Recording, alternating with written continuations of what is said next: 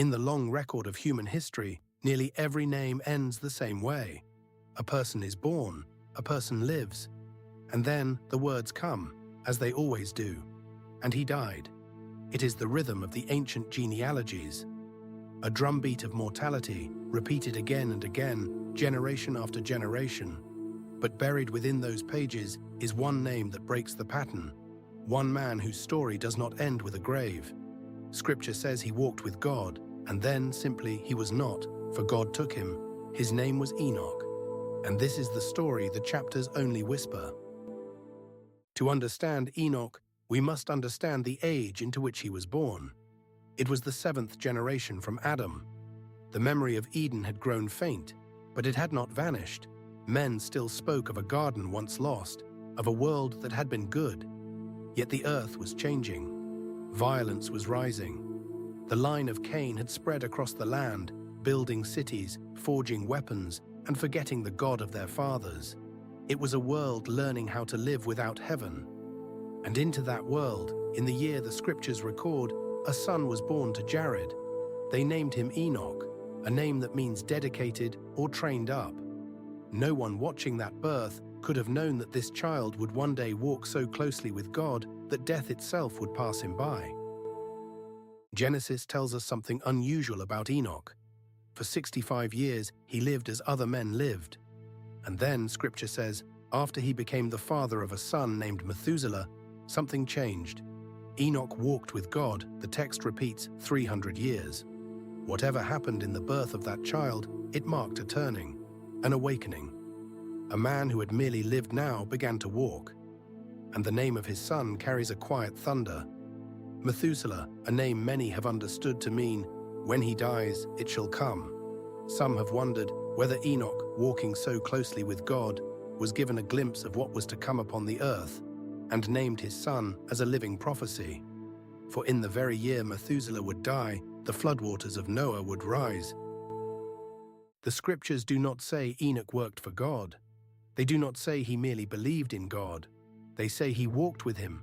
To walk with someone, in the language of the ancients, was to share a road, to move at the same pace, to go in the same direction, day after day.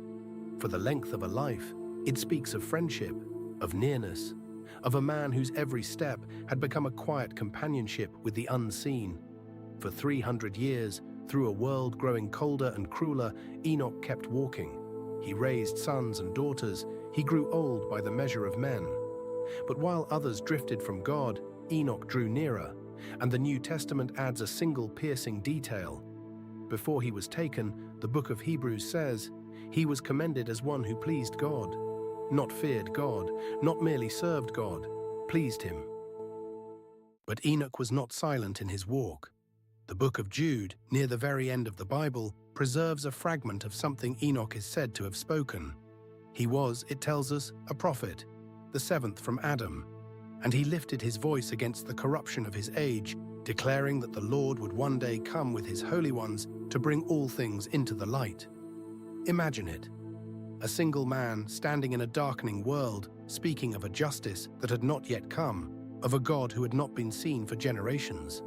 To those around him, his words may have sounded like the dreams of an old man, but Enoch walked with God, and a man who walks that closely does not speak from himself.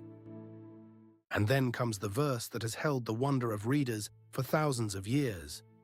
Enoch walked with God, and he was not, for God took him. He did not grow sick. He did not lie down in old age. There was no grave, no mourning at a tomb, no stone bearing his name. One day Enoch was walking, as he had walked for 3 centuries, and the next, he was simply gone. The scriptures offer no spectacle. No chariot of fire is described, as with Elijah, who would come long after. Only this quiet, staggering statement, God took him. The book of Hebrews makes it plain. By faith Enoch was taken up, so that he did not see death. He did not see death.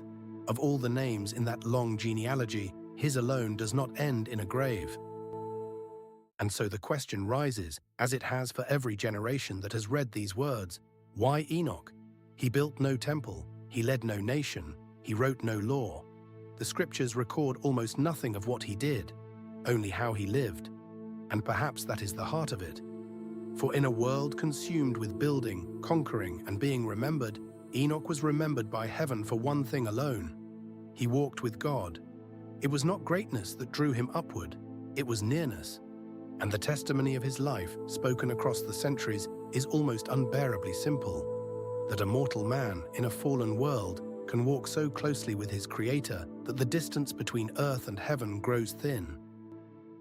Enoch left no kingdom behind him. He left something quieter and far more lasting. He became, for all who came after, a sign that death is not the final word written over a human life. That the God who walked with one man in the shadow of a darkening world still draws near to those who seek him. Centuries later, the apostle would write that without faith it is impossible to please God. And he would point back, across all that time, to Enoch as the proof that it can be done. The man who never saw death still speaks, not of himself, but of the one he walked beside. We do not know where Enoch walked on his final morning. We do not know what he saw when the world fell away behind him. The scriptures, in their reverent silence, do not tell us. They tell us only this, that he walked with God and that God took him. And perhaps that is all we were ever meant to know. For the untold story of Enoch is not, in the end, a story about a man who escaped death. It is a story about a man who was never truly apart from God, and a quiet promise left open across the ages that neither must we be.